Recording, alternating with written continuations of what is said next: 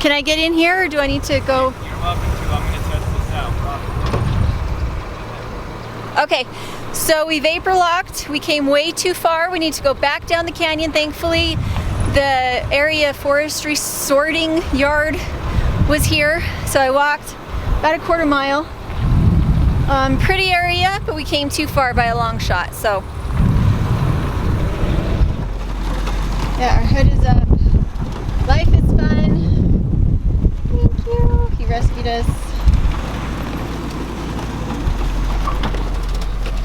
So, adventure. We're quite late for our interview. That's why I told you to get underneath the shelf, honey. It'll come down on you. So, we have to go a long way back. He said we'll see it on our left. It's easier to see on the left than it is on the right. It forms a cul-de-sac down past Allen Park. He says you just got to head back down the canyon.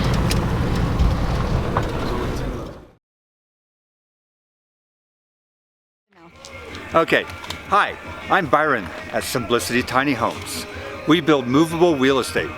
My wife Dot and I have been in the business for a couple of 2.5, 3 years now, and we build nothing but custom, high quality tiny homes built for the 4 seasons to keep you comfortable in any temperatures you may have. We build tiny homes that you don't have to live like a monk to be in. We have lots of storage.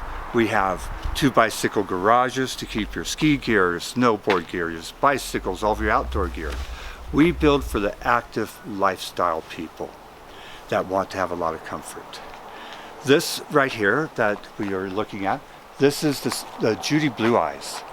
She's 26 foot long, being built for a delightful young woman. It's named after her mother who's recently passed on. She's building in an ocean theme. This is just in a partially finished status right now. She's got the beautiful ocean blue pro panel roofing material as the wainscoting. And then there's a sand colored roofing material. And everything she's doing is going in an ocean theme. The trims are going to be a beautiful blue, light blue, kind of turquoisey, light turquoisey blue. 100% custom.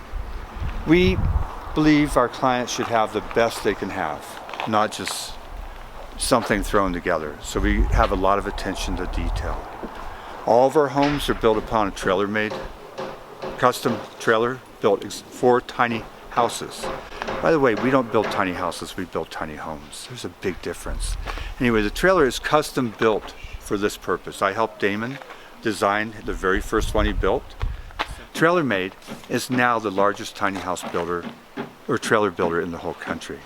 They have an excellent design built to support a tiny house, built so we can use the trailer frame as our subfloor framing, which gives us extra height on our interior space by reducing that framing to just a trailer. Our trailers all come with 7K axles, super heavy duty. We insulate the trailers with a closed cell foam that is anywhere from 4 to 5.5 inches thick, which gives us anywhere from an R28 up to maybe an R35 factor in our trailers. In our walls, we have between 3 to 3.5 inches of the closed cell foam. What we use also is a high altitude antimicrobial closed cell foam. So the high altitude guarantees you're going to have probably 98 to 99% closed cell. If you use the lower altitude up here, you may not have all closed cell foam. Also, it has antimicrobial properties in it, so molds and mildews cannot grow in our studs, in our framing. When we use the closed cell foam, it makes it so our whole home is basically glued together in one solid mass. Despite the high R factor, it just makes everything solid as can be. So we have no racking that can happen whatsoever. It's basically physically impossible. You have basically a hermetically sealed envelope once all the insulation is in and we're completed with our windows, doors, and everything sealed up. Our windows, we try to buy everything local because we're really into sustainability. Our windows come from Pennsylvania Amish country. We couldn't find a high enough quality window here, so we have all low E Energy Star rated windows with they're really super high quality. The frames have foam in them, so you get, that's where your air really leaks, your cold and heat comes and goes as your windows, if you have a really well built home. And we do everything we can to minimize that. We're trying to morph the great American dream from the 3-bedroom house, 2.35 children, 2-car garage, to the great American tiny home dream with a 2-bicycle garage. So you're not a shed builder. We are not shed builders by any means, no. I wanted to do a little bit of to show a little bit of just what your factory looks like. Okay. You want to talk a little bit about it? We affectionately refer to our building workshop as a tiny mine. We are located on the northernmost gold and silver mine area in Colorado. We are totally off-grid. Our home and property is 100% off-grid. All the energy we use to build our tiny homes is generated by our solar PV system. We produce about 5 kW of energy, and so it's enough to keep multiple tools running at a time. We've got sometimes 2 table saws, 2 chop saws, sanders, planers going at the same time. And through our solar energy, we're producing that. So we're not creating a carbon footprint in our construction. We buy from a local lumber supply that's just a half an hour away, not from big box stores. We believe the money should go back into the pockets of our community. The owner of the local supplier is a Longmont resident. The people that work there are all Longmont residents, so our money goes there. We recycle almost everything we have come onto our property. We have the ability to recycle styrofoam, any type of plastics, all of our metal excess from the roofing or any plumbing we do. All of it gets recycled. It's not easy to deal with. It's a pain logistically, but that's our commitment to it. Why don't you join me stepping into the Judy Blue Eyes.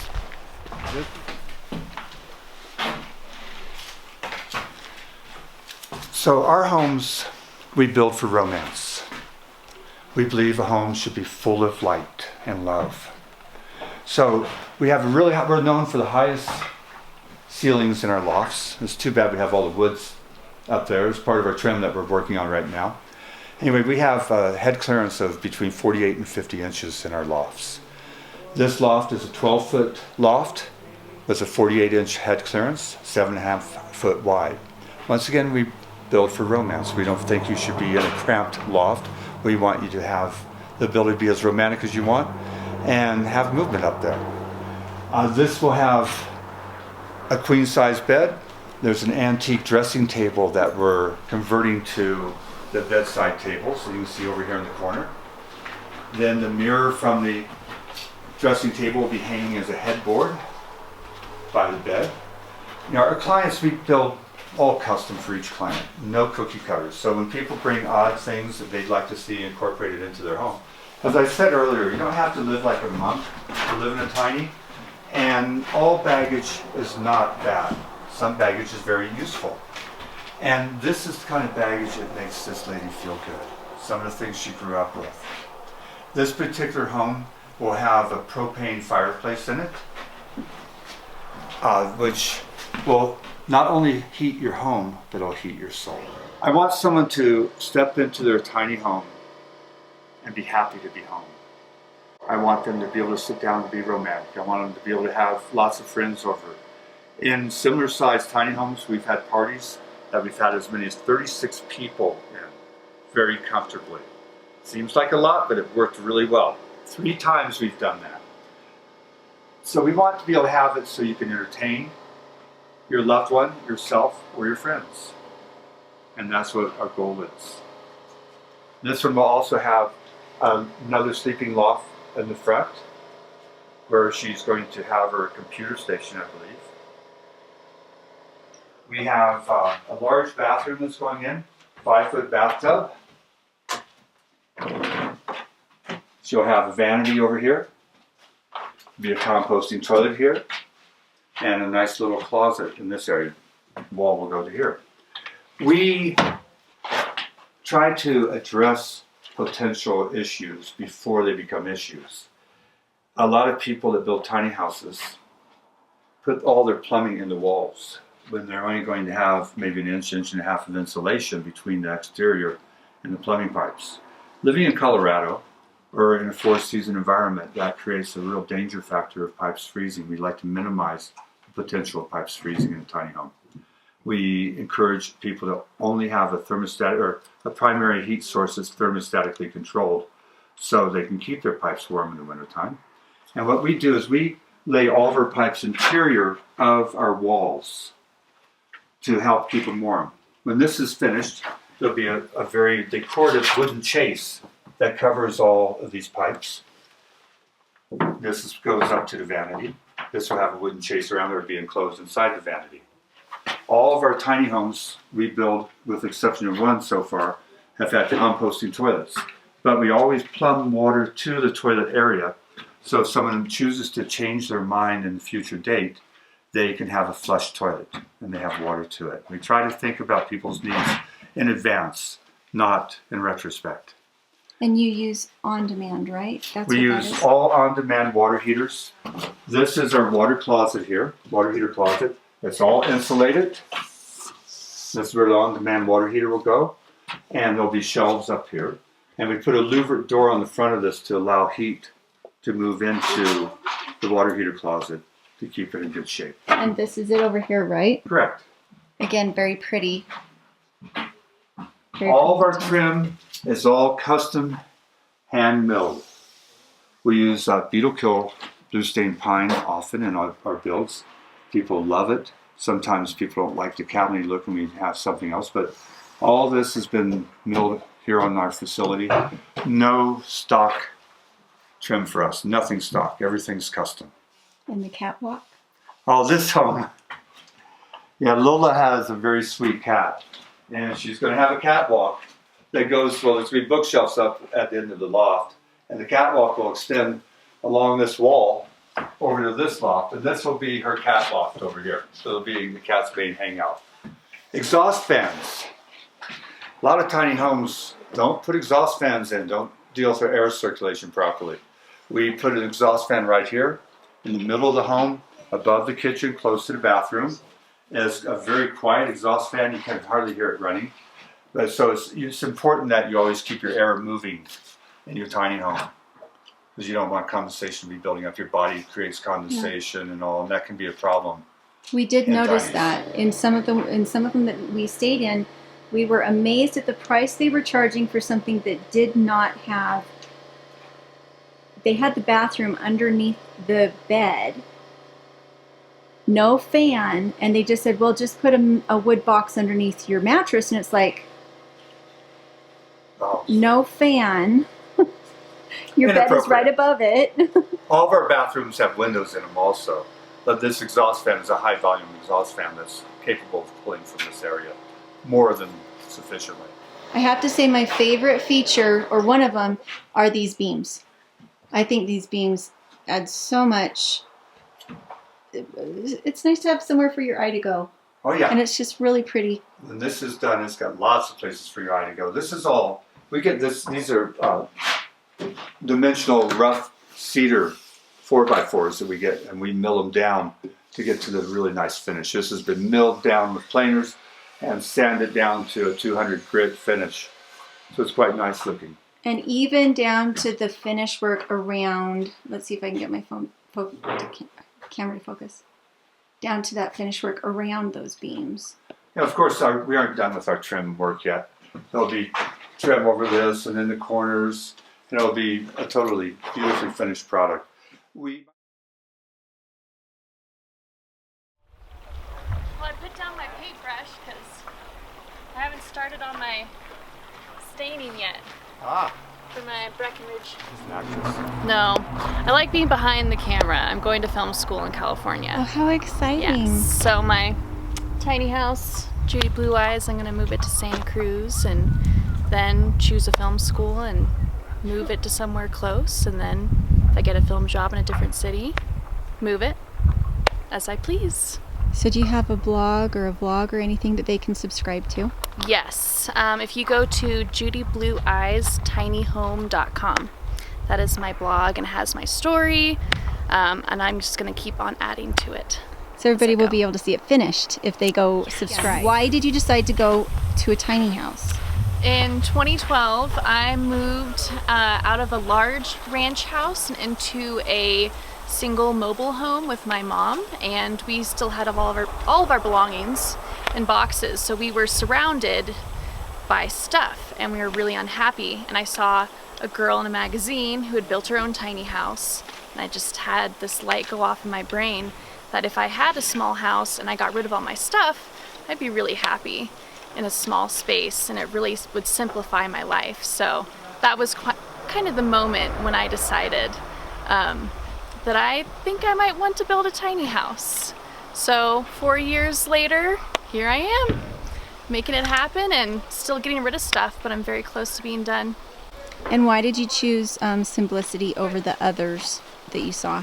Gosh, well, when I met Byron and Dot, it was over from that point. I knew I wanted to work with them. They kind of felt like family, and I knew that they were going to take care of me as a client and not rip me off, which has happened to a lot of other people building tiny homes where they couldn't really trust their builder. And I know that I have a great quality home that's going to last hopefully till after I retire. So Right. forever That's home. awesome. That sun is magnificent.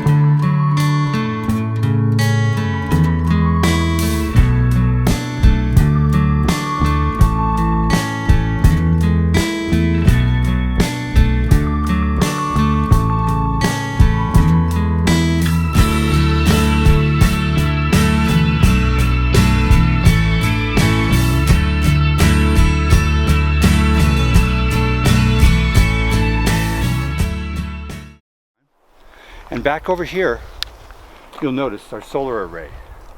We produce about 5 kW of solar energy, of electric. This produces enough electric to run our home, all of our equipment in our home, washer and dryer and all, and to run our entire build site. Our build site demands a lot of electric because we have multiple saws going all day long. People need to take responsibility on the planet. This is a big commitment we've made. It's not cheap and it's not for wimps. We've got almost $50,000 into our solar system. It takes constant maintenance and attention, but it's the right thing to do. Burning all these fossil fuels just doesn't work for me. And building tiny homes is the right thing to do, living more sustainably. In the Boulder area, you have 17,000 square foot houses. There should be laws against that. There should be laws promoting people living in smaller footprints. You know, it costs almost nothing to heat or cool our homes. There's people in Boulder paying $1,000 a month in the wintertime to heat their homes. That's just not right. You just live more wisely.